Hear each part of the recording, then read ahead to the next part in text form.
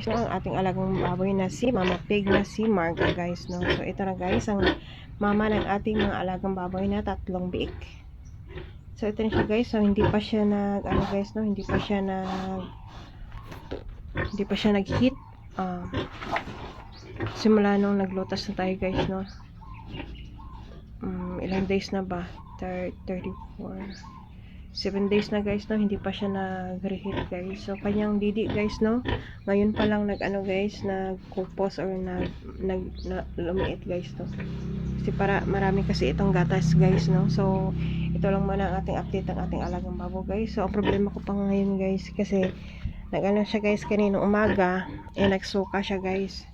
Hindi naman siya buntis, bakit siya nagsuka? So titingnan natin muna guys, no. Parang hindi ko siya niligo guys, bakit basi hindi ko siya naligo. So binasa ko lang yung kanyang mga dito guys. So ngayon mga 2 PM ligoon ko siguro guys, kasi parang naiinitan na siya. So ito muna ang update natin kay Mama Marga guys, no. So